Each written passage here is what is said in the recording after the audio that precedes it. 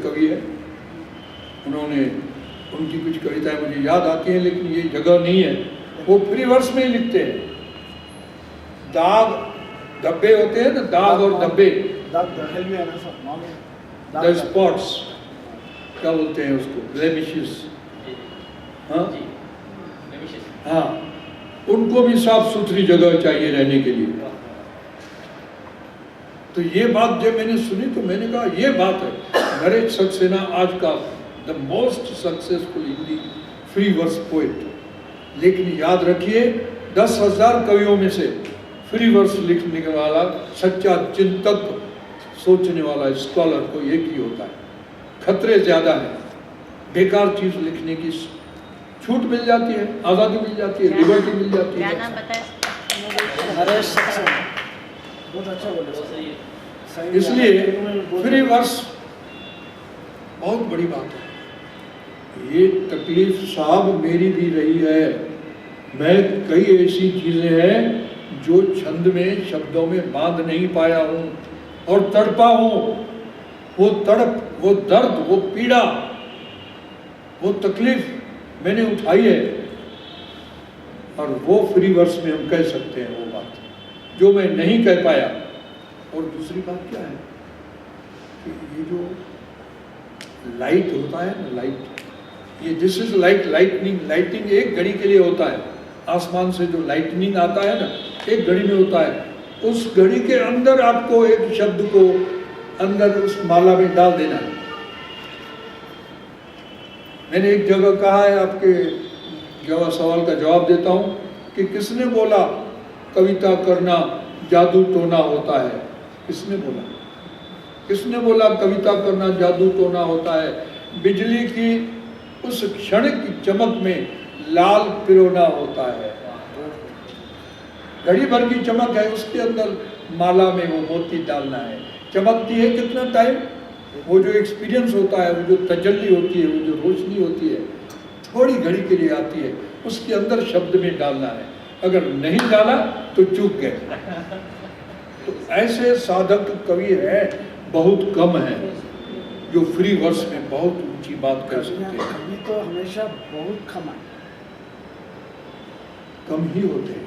केदारनाथ जी, केदारनाथ सिंह जी बहुत अच्छे, बहुत अच्छे। बनारस के माहौल को उनके फ्री वर्स में बहुत अच्छा नहीं है, मैं बिल्कुल इनकार नहीं करता हूँ, लेकिन बहुत कम है, उंगलियों पर गिनने के जितने।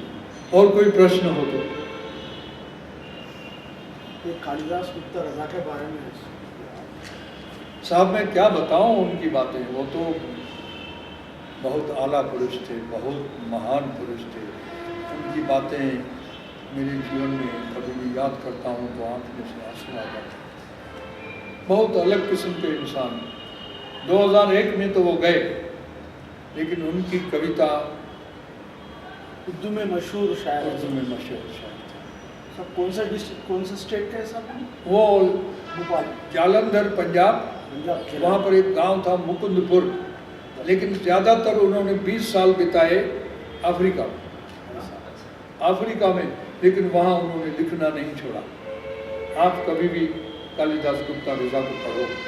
वो गालिब का स्कॉलर कैसा बना?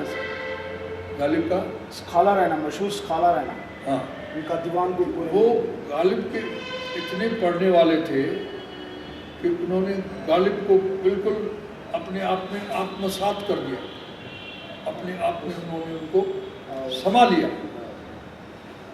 करीब करीब वो खुद गालिब बन गए थे। उन्होंने गालिब के ऊपर उसके जो रिसर्च किया, उसकी जो बातें लिखी, दुनिया ने कभी वो गालिब को उस परिप्रेक्ष्य में, उस पर्सपेक्टिव में गालिब को किसी ने, उस एंगल से गालिब को किसी ने नहीं देखा था। गालिब कोई साधारण कवि नहीं है, अरे बहुत बड़ा कवि है। मैं तो कभी कभी गालिब को पढ़ता हूँ। एक शेर सुनाओ ना साहब गालिब का। हम तो गालिब का शौकीन हैं, मेरे दोस्त साहब, हम हैदराबाद का है ना साहब, ये उर्दू माहौल रहता है इधर। गालिब का इकबाल, गालिब को सुनाता हूँ।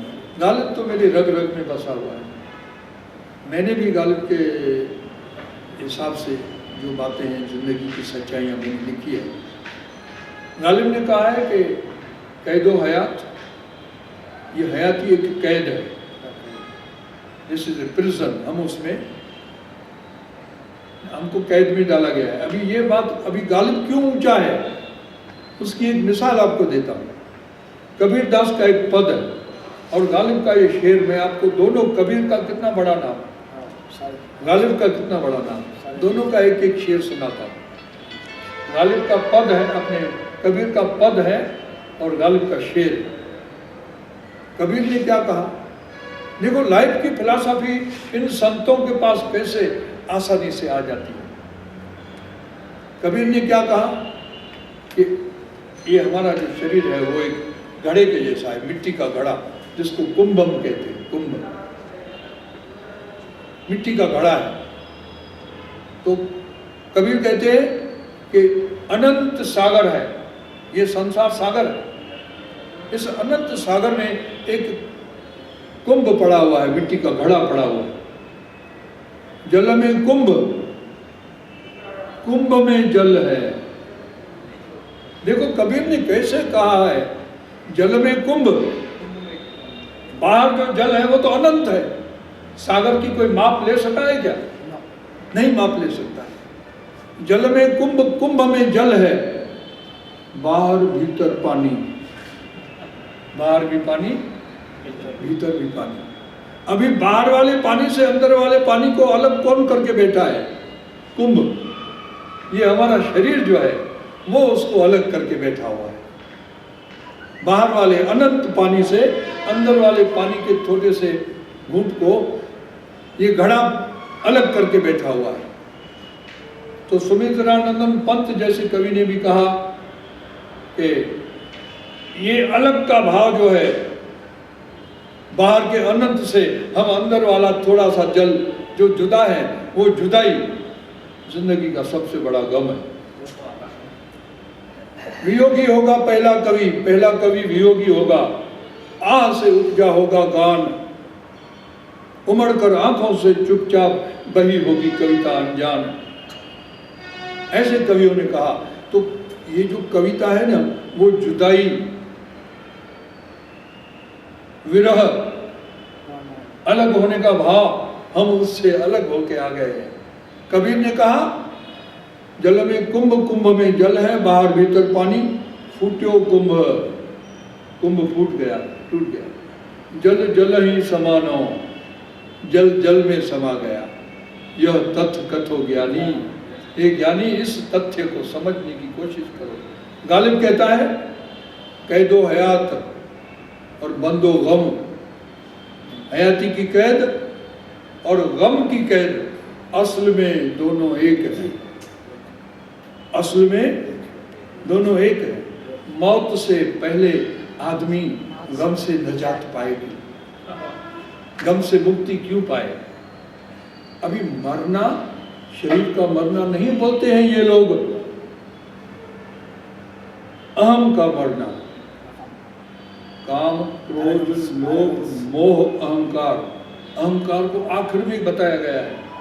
अहंकार सबसे शटल, सबसे सूक्ष्म अवगुण है, उससे मुक्ति पाना, उससे मुक्ति पाना, अहंकार से। तो हम जीते जी भी मर सकते हैं, अपने आप को पूरी तरह से हम विनम्र बना दें, अपने आप हम हैं ही नहीं ऐसे। तो ये जो मौत है उसकी बात ये लोग करते हैं। शरीर की मौत की बात तो ठीक है, लेकिन अहंकार की मौत की बात करते हैं, तो यही असली मुक्ति। अरे यार मेरी एक गजल है, वो मैं सुनाना चाहता था, लेकिन अभी फिर अगली बार जब आऊंगा तब सुनाऊंगा। वो ये गजल जो शीर्षक है ना, बात अलग है, वो मेरी गजल है जो आजकल बहुत जगहों पर सुनाता रहता हूँ, लेकिन अगली बार आऊंगा तब गजल सुनाऊंगा। बहुत बहुत धन्यवाद आप लोगों का।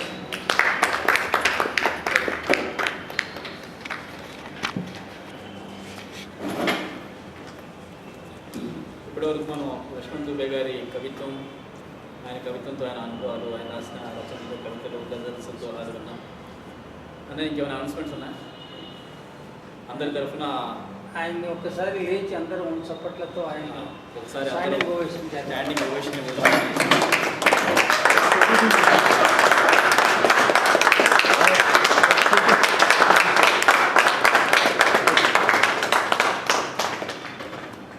ఈ కార్యక్రమానికి వచ్చినందుకు వచ్చి తన అమూల్యమైన అభిప్రాయాన్ని తెలియజేసినందుకు లక్ష్మణ్ దుబే గారికి ధన్యవాదాలు తెలుపుతున్నాను. దాంతోపాటు ఇక్కడ ఏర్పాటు చేసిన ప్రణయ్ ఇందులో కెమెరాతో కూడా చివరి వరకు కూడా పట్టుబదులు వీళ్ళ చేస్తున్న ప్రయత్నానికి ధన్యవాదాలు. అందరం ఒక గ్రూప్ ఫోటో దిగిన తర్వాత ఈ కార్యక్రమాన్ని నా ముందరి నుంచి కూడా తీయాలి.